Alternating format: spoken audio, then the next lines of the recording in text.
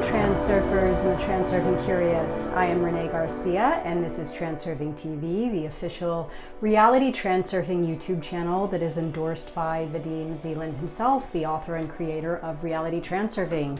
So today, expanding your comfort zone.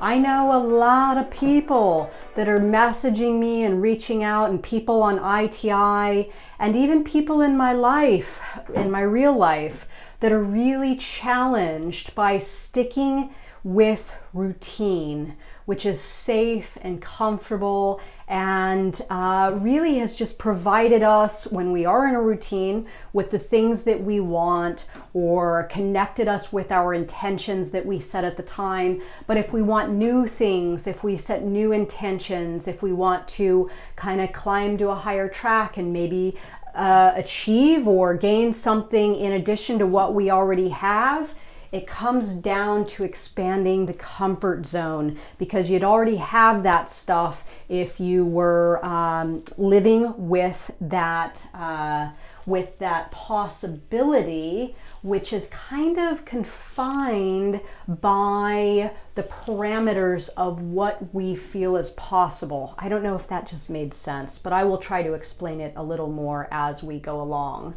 So what does expanding the comfort zone do for us? Well, it opens new life tracks, creating more opportunities, connecting us with more of what we intend to have. So this is really part of my 30 Anomalous Action Challenge. For those of you that do not know what it is, there is a video on the 30 Anomalous Action Challenge, and it is awesome for widening your comfort zone. So widening your comfort zone is you stepping outside of yourself a little bit, even if it's just physically to start, and you will be challenged by some beliefs, most likely limited beliefs. So expanding your comfort zone and challenging or restructuring your current belief system kind of go hand in hand. That's why I like the 30 Anomalous Action Challenge, is you have to confront some things about yourself in order just to stay on taking an anomalous action every single day. So what will expanding our comfort zone do for us? Well, first of all, it helps us to be more productive. You'll be more productive. Secondly, you will have an easier time dealing with new and unexpected changes. So when we are comfortable in our realities and we are on a specific track where we don't have new information and material and opportunity coming onto that track, if it does in fact find its way onto our track, it kind of puts us in a place of not being so comfortable, simply because it's not part of our normal routine and we don't know how to integrate that new material or information or opportunity onto our current track. So that's exactly why I like the 30 Anomalous Action Challenge, is it sort of forces you to do that, because not only, one, do you have to take a step every single day that is outside of your comfort zone, you've got to get used to doing it too, and you've got to keep it up for an extended period of time. So it helps you to exercise that muscle of action. Even if the 30 Anomalous Action Challenge doesn't produce anything in it of itself during that 30 days, you've exercised that muscle. So when something does come into your reality that triggers that heart and mind coordination, a new opportunity, a new script, you will be able to jump on it because you've been practicing, you've been exercising that muscle. You will find it easier to push boundaries in the future. So you doing something every day for 30 days is kind of like you pushing a boundary, but in not so much of a broad context. Let's say that you get used to interacting with people in a way that you're not used to because you've decided you're going to take a morning walk and you're going to actually set the intention to say hi to everyone you encounter. Okay, so this is you expanding up out of your comfort zone with action. Okay, so if you do this, then in the future, you'll find it easier to push those boundaries even further. So practical example, again, you're walking down the street, you've set an intent that you are going to walk up and introduce yourself and say hi to every person that you encounter. Now, the next time this could come into use is maybe you go to a trade show, and instead of being shy and just walking around and doing what your company wants you to do, maybe you're more assertive, maybe you get involved, lean in, so to speak. I know that's kind of the trendy term with business women, but maybe you could get into an environment where you can have a different experience with it and take the skills that you learned in a smaller way to a bigger context, which means you getting involved with people professionally in a way that would be normally considered for you outside of your comfort zone. You will find it easier to brainstorm and harness creativity. So again, getting back to the 30 Anomalous Action Challenge, it is so challenging to try to think every single day something you could do, some step that you could take that's outside of your comfort zone. You actually have to start brainstorming at a certain point, thinking, okay, well, what can I do? The first 2 weeks, I thought of all those things, and now it's hard for me to find anything else. You are going to really have to start critical thinking, start being creative, brainstorming with yourself. So in you actually having to expand outside of your comfort zone, you will also have to think of ways that you can expand outside of that comfort zone. The two really go hand in hand.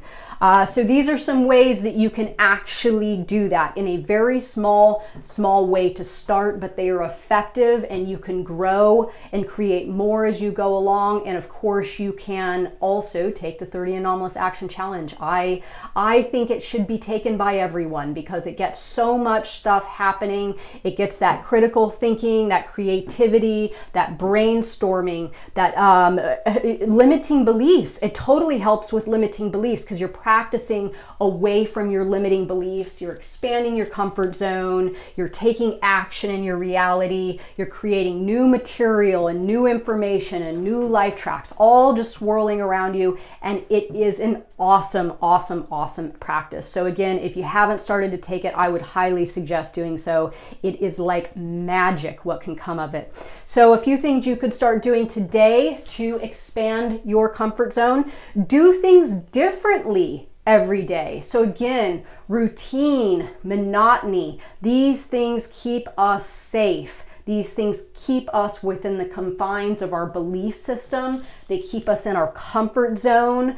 But really, if you can just decide that you're going to sit in a different lunch spot today, that you're going to drive to work on a different route, that you're going to do something after work that you don't typically do. Maybe you don't go home and turn on Netflix. Maybe you go to a library where there's an event or a bookstore, or you go to a Toastmasters class and you learn how to speak in public, or whatever it is. It's just doing things differently. Maybe even such small things like kicking caffeine, or deciding that you're going to go on a diet, or whatever, just trying new things and getting outside of your monotonous comfort zone of routine.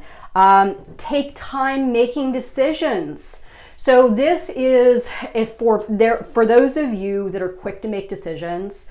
Next time you feel a decision is to be made on something, stop. Don't make it then. Let outer intention bring you some more information or material that may help you to make a different decision that you have yet to think was even a possibility, or take it a different route. So take time making decisions, letting outer intention give you some more information and material that you can go off of, and maybe you will be presented with another option. I know this one's going to sound contradictory, but you'll get what I mean after I say it. Trust yourself and make snap decisions. So this is for the people that already take time making decisions. Let's say that person, it takes them 6 months to decide which car they want to buy because they want to go through everything online and look at all the different options and look at all the different choices, and then they pick one and then they feel like, oh no, I might have picked the wrong one, so they start the whole process over again. If that's you or any variation of that, start making some snap decisions and trust yourself. This is you expanding your comfort zone. Do this in small steps. I know one of my past videos, I gave the analogy of instead of jumping off the high dive into the swimming pool, that you just go away from the edge a little so you can swim right back. You don't have to start making big, huge, crazy decisions now that's going to expand your comfort zone. Do it in the ways that feel comfortable, and know that you can always return back to your comfort zone is a retreat. So it's not like you're leaving your comfort zone behind, you're venturing away from your comfort zone. Kind of like when you're a kid and you took those bike rides away from your house for the first time, and like the first time you were probably only really like a quarter of a mile away, but you felt like you were in another world. And then after that, you started taking bike rides that were like miles long. It's pretty much the same thing, but you always had the option to go home if you wanted to. Acknowledge your fears through this process. So stepping outside or expanding your comfort zone is going to trigger some fear at times.